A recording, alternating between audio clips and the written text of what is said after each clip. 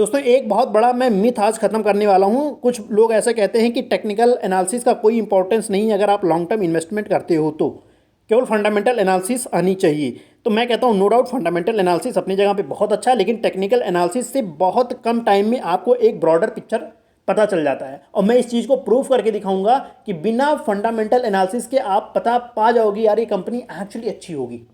और मैं उसको प्रूफ करके भी दिखा रहा हूँ। आप देखो कोई चार्ट पैटर्न आपने देखा केवल टेक्निकल जो लगातार कहीं यहाँ कहीं था और इतनी भयंकर रिटर्न दिया है, आप बताओ इस कंपनी के बारे में आपका क्या ख्याल है? आप कहोगे यार अच्छा है, कुछ तो फंडामेंटल में होगा तो जो है इसको मार्केट लगातार वैल्यू दे रही है। पिछले 15-15 सालों से 10-10 सालों से जो कंपनी लगातार बढ़ रही है, मार्केट इसको वैल्यू दे रही है, कुछ तो होगा ना उसके फंडामेंटल में। आप केवल चार्ट से समझ जाओगे यार कि ये कंपनी सच में कुछ कुछ तो दम होगा इस कंपनी में। इसके अलावा अनदर चार्ट मैं दिखा रहा हूँ आपको, कोई ये चार्ट दिखाता है ऑल टाइम, आपको बस जाके देखना है। एक ब्रॉडर पिक्चर बहुत कम टाइम में आपको पता चल गया यार कि इस कंपनी में कुछ दम होगा।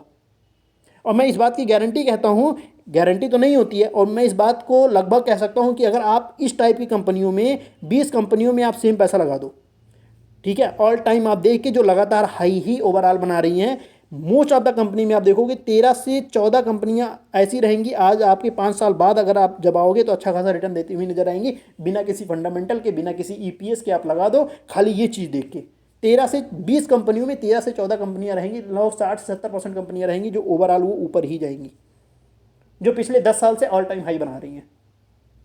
राइट, तो आप किसी चीज़ को खारिज नहीं कर सकते। तो फिर उन्होंने एक ऐसी आर्गूमेंट दिया। मैं एक कंपनी और आपको बता रहा हूँ, इस कंपनी को अगर मैं चार्ट पे दिखाऊं तो आप क्या कहोगे? अरे यार 400 की कंपनी यहाँ आ गई है तो कुछ तो होगा इसके फंडामेंटल में खराबी। आपने ना ईपीएस देखा, ना कुछ देखा, ना आपने ईपीएस देखा, ना पी देखा, ना सेल्स देखा, कुछ नहीं देखा, खाली चार्ट बता रहा है भाई इस कंपनी में कुछ खराबी है।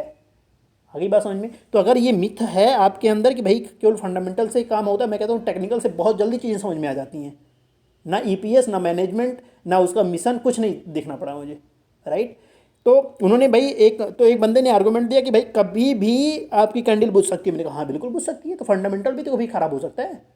2010 में अगर आपसे पूछा जाता है यार कि नोकिया कैसी है, आप कहते हैं यार बस नोकिया ही तो चल रहा है। 2010 में अगर आपसे कोई पूछता वोडाफोन आइडिया के बारे में आपका क्या ख्याल है, तो अरे यार आंख बंद करो उठा लो शेयर। राइट, तो फंडामेंटल का अब बस एक हाथी घुसा, एक हाथी, और वो यही हाथी है। एक हाथी घुसा और सारी टेलीकॉम सेक्टर की ऐसी की तैसी कर दिया। कमेंट सेक्शन में बताना कि कौन सा हाथी का क्या नाम है।